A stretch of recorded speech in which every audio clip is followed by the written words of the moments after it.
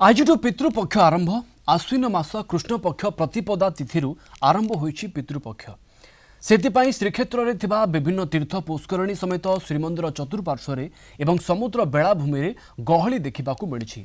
बहु लोक निज निज पितृपुरुषों उद्देश्य तर्पण एवं पिंडदान करिसेंति। एने आज सकाळु पुरीर विभिन्न तीर्थ पुष्करणी समेत मोहदधी रे भिड़ जमिथिला।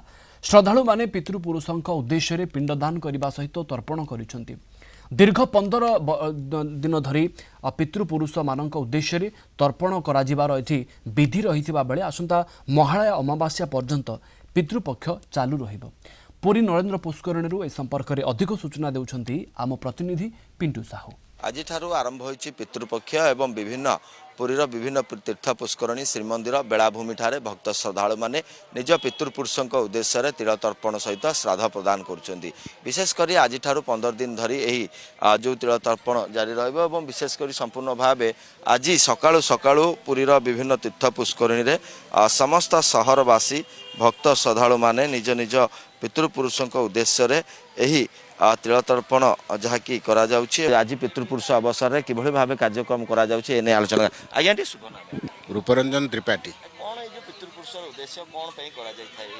आम बापा माँ मानकर आत्मा को तृप्ति करने श्राद्ध आम श्रद्धा दे था श्राद्ध दे था।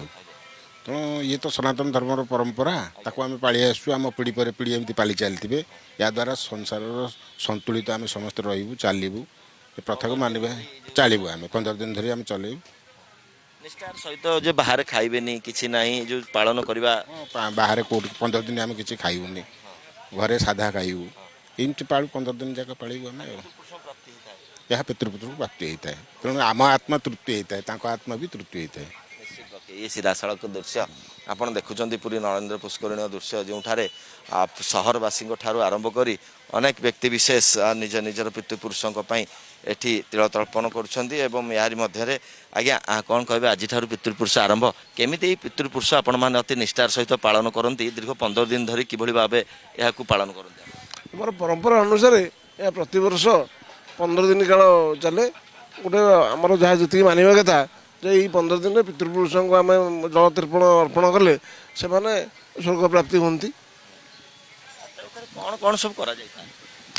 दैनंदिन आम नित्यक्रम आम करूँ कि प्रतिदिन सकाल शुद्धभूत भाव में आसी पितृपुरुषों को नदी कूल जल तर्पण कर विशेषकर अनेक लोक घरे दिखती कि श्रीक्षेत्र में देले अत्याधिक आनंद मिलता है। लोक घरे दौरान मंदिर पाखे दौरान कि तीर्थ पुष्करणी पाखे देले यार फल आहरी अधिक बोली जहाँ आम धारणा। निश्चित ये सीधा सड़क प्रतिक्रिया आप शुणुले एवं दृश्य देखुं बर्तमान पुरी नरेंद्र पुष्करणी रे अनेक सहरवासी रही श्रीक्षेत्र पुरीर सहरवासी रही एवं विशेषकर व्यक्ति विशेष माने रही जो माने पितृपुरुष अवसर रे निज निजर पितृपुरुषों उद्देश्य रे यही तिल तर्पण कर श्राद्ध प्रदान कर आज को 15 दिन धरी यही प्रक्रिया जारी रहिबो जहाद्वारा पुरीर विभिन्न तीर्थ पुष्करणी रे भक्त श्रद्धालु माने आसी निज निज पितृपुरुषों उद्देश्य रे यही तिल तर्पण बा पिंडदान करेंगे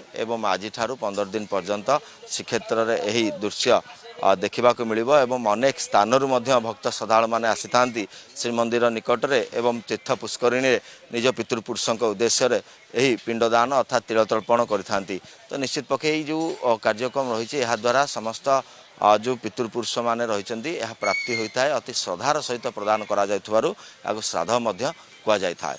पुरीरू वीडियोग्राफर संबित मिश्र पिंटू साहू कलिंग टीवी।